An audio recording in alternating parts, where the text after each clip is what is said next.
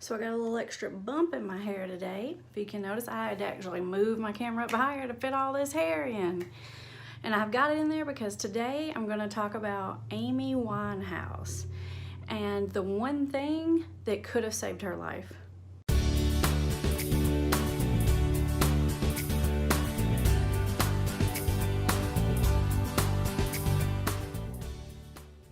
So most of you should know who Amy Winehouse is. She's a pretty famous singer that died not long ago at a super young age. And one of the songs that she was most known for was called I Don't Want to Go to Rehab.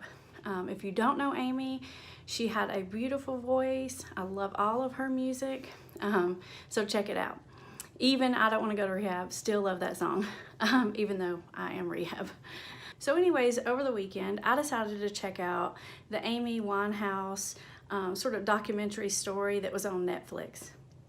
And I was watching it, and it really just sort of stood out to me that there was one pivotal major problem in the story that really kept this girl sick. Now, as we were watching it, I was probably 20-30 minutes into it, and then my husband started watching it too, and he started really focusing on this boyfriend that she had, the one that she ends up marrying in the story. And it seems like, oh, he's such a bad influence, you know, he's a bad guy, he really took her down. And that's what my husband said. And then we got into this discussion, and I said, well, yeah, maybe, but it's really told from her side of the story. But the video is really told mostly from looking at things from her point of view. And my guess is, yeah, she and this guy were definitely enabling each other and they were in it, but I don't think that that was the main reason why she couldn't get sober and why she didn't live. The thing that really struck me the hardest was the part in the documentary where it talks about her friend and manager at the time really confronted her about her drug use and said, listen, I love you and I want to help you, but I'm not going to continue to help you unless you get some help. And he really sort of backed her into a little bit of a corner. She was really low in a bad place because she was really on a spiral after a breakup with this guy, and she said, well, okay, you know, like she sort of semi-agreed. And I think they drive her up to the treatment center, and when she gets there, and it says this in the song, so if you listen to the song, you can hear this, what the song's about.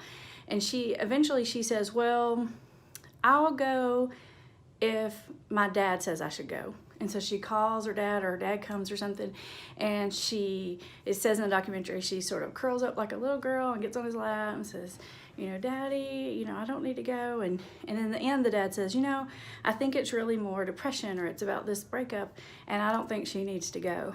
And to me, that was just so striking. The reason is because this happens all the time. The number one mission when we get new families and clients into our office, into Hope for Families, is to get the family members, usually the parents, on the same page. Because if you got one little loose link in there, it's not going to work, because the person will continue to run to them who will validate that they don't need treatment. Now, yes, this girl was depressed, and she was sad, and she was grieving this boyfriend and lots of other things, but she was using massive quantities of substances. If this is going on, the person has a substance abuse problem. Yes, it may be triggered by other stuff in the beginning, but once you get to that level of substance use, it is not going to go away on its own. Not when she gets over the boyfriend, not with time. This is not a phase.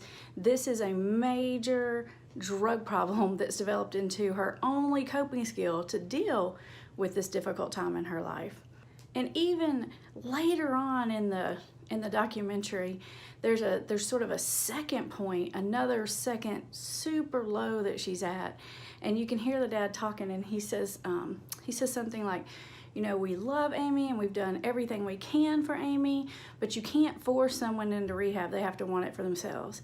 And this was the second time that my gut just cringed, because that could not be further from the truth. In fact, he says the person has to decide to get well. Well, the very nature of addiction does not let the person decide to get well. This is a disease. It will kill you. It killed her.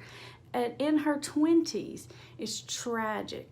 Please don't wait for a person to decide they want to get help for themselves.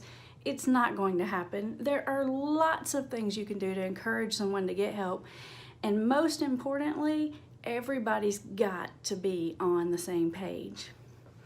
For more information about how to get on the same page and what you can do to encourage someone to get some help, visit our website. It's hopeforfamiliesrecoverycenter.com.